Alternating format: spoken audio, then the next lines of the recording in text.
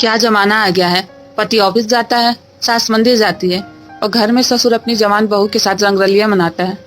अरे वाह, ये तो एकदम आइटम है। कितनी गोरी चिट्टी है। सगुन, वाह, नाम भी एकदम झक्कास है। अरे बहू, तेरा पति तो अभी से ही थक गया। अगर रात को ये सो जाए तो तुम मेरे कमरे में आ जाना। शगुन और ऋषभ हाल ही में विवाह बंधन में बंधे थे। बड़े से घर में उसकी सास ने दोनों का स्वागत किया और बोली, आजा बहू, इस घर में तेरा स्वागत है। अरे वाह, ये तो एकदम आइटम है। कितनी गोरी चिट्टी है। सगुन, वाह, नाम भी एकदम झक्कास है। जरा जुबान को लगाम दीजिए, बहू है ये आपकी। अरे मत छोड़ो ना, पिताजी का तो मजाक करने की आदत है। तुम बस जल्दी से सारी रस्में खत्म करो, मैं बहुत थक गया हूँ। अरे बहू, तेरा पति तो अभी से ही थक गया। अगर रात को ये सो जाए तो तुम मेरे कमरे में आ जाना। हम दोनों खूब बातें करेंगे। हे भगवान, ये पापा जी कैसी बातें कर रहे हैं। बहू, तू ध्यान मत दे, तेरे ससुर जी को ऐसे ही मजाक करने की आदत है। हंसी खुशी शादी की सभी रस्में पूरी हो जाती हैं। सगुन पढ़ी लिखी मॉडर्न ख्यालों वाली लड़की थी।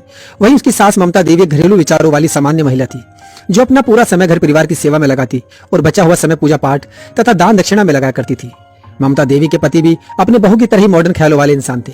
नई पीढ़ी की तरह सुबह उठकर जॉगिंग करना, नए गाने सुनना, डांस करना, इंस्टाग्राम और फेसबुक चलाना, सभी उम्र के लोगों के साथ मस्ती मजाक करना, यही उनका दिनचर्या था। सगुन को पहले तो अपने ससुर का बर्ताव थोड़ा अजीब लगा था, लेकिन धीरे धीरे उसे भी ससुर के साथ हंसी मजाक करना अच्छा लगने लगा। एक दिन डोरबेल बजी और बहू ने जैसे ही दरवाजा खोला, पापा जी आप? हाँ शगुन बहू, मैं ही हूँ, मेरा भूत नहीं। जॉगिंग से लौटते समय कल्लू हलवाई की दुकान से गर्मा गर्म जलेबी ले आया हूँ। तेरी सास ने बताया था कि तुझे जलेबी खूब पसंद है। हाँ, मुझे गरम गरम जलेबी पसंद है, लेकिन अरे लेकिन वेकिन छोड़, जा जल्दी से खा ले। ठंडा हो गया तो सारा मजा खराब हो जाएगा। और मम्मी जी के लिए? गोली मारो उसे, उसने अपनी जवानी में ही इतना मीठा खा लिया है कि अब उसे डॉक्टर ने मीठा खाने से मना कर दिया है। तू जा खा ले सारा।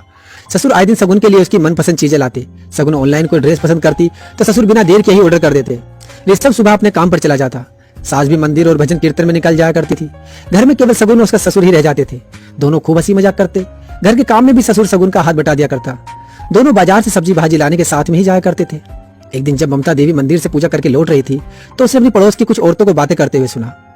क्या जमाना आ गया है। पति ऑफिस जाता है, सास मंदिर जाती है और घर में ससुर अपनी जवान बहू के साथ रंगरलिया मनाता है।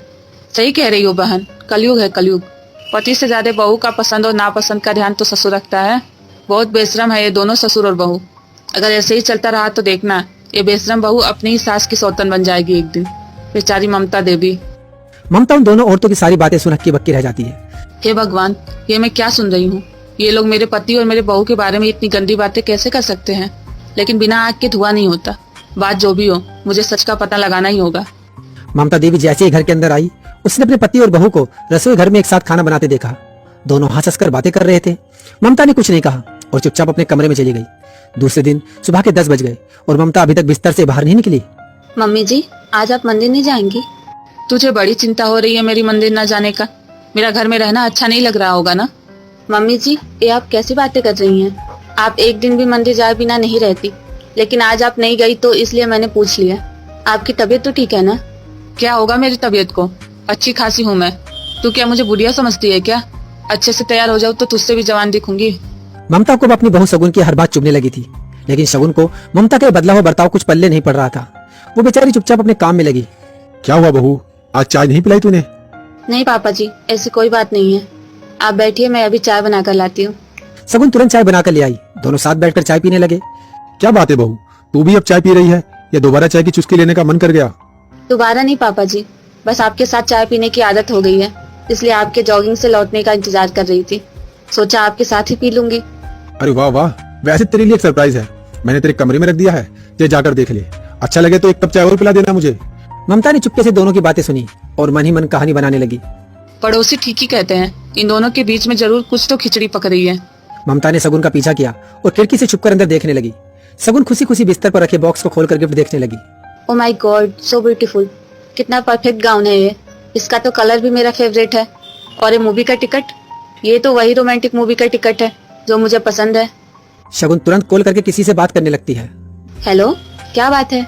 आज कोई कुछ ज्यादा ही रोमांटिक मूड में है। मुझे भगा कर ले जाने का इरादा तो नहीं है जनाब का? ममता देवी ये सब देखकर गुस्से में ज्वालामुखी बन गई, लेकिन कुछ नहीं बोल पाई। तभी ससुर आवाज लगाकर सगुन से बोला, सगुन अब देर मत करना, जल्दी से तैयार हो जा। टाइम से पहुंचना होगा, नहीं तो मूवी शुरू हो जाएगी और सारा मजा खत्म हो जाएगा। बहू ने शर्माते हुए कहा, जी पापा जी, मैं घर का काम जल्दी जल्दी खत्म कर लेती हूँ, फिर तैयार हो जाती हूँ। घर का काम घर में रहने वाले कर लेंगे, तू बस तैयार हो जा। और हाँ, वही ड्रेस पहनना जो। समझ गई पापा जी, मैं वही ड्रेस पहनकर तैयार हो जाती हूँ।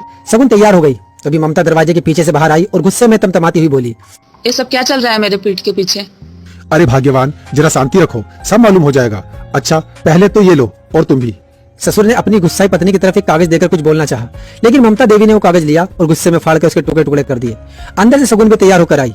उसी समय ऋषभ भी आ गया और उसने आते ही पूछा, ये क्या हो रहा है माँ? क्या हुआ पापा? ये माँ इतनी गुस्से में क्यों है? ये क्या बोलेंगे बेटा, मुझसे पूछ मुझसे। मैं तो बर्बाद हो गई, मेरी बहू ही मेरी सौतन बन गई। सास ने रोते रोते सारी आप बीती अपने बेटे को सुनाई। ममता देवी की बात सुन तीनों हैरान हो जाते हैं, लेकिन ऋषभ सारी बात समझ जाता है और अपनी माँ से कहता है, माँ शांत हो जाओ, और ऐसा कुछ भी नहीं है जैसा तुम सोच रही हो। सगुन को वो ड्रेस मैंने भेजी थी और पिक्चर देखने का प्रोग्राम भी मैंने बनाया था। मम्मी जी, फोन पर भी मैं आपके बेटे से ही बात कर रही थी। उनको मैंने कहा मम्मी जी और पापा जी के लिए भी टिकट खरीद दो, हम सब साथ में जाएंगे।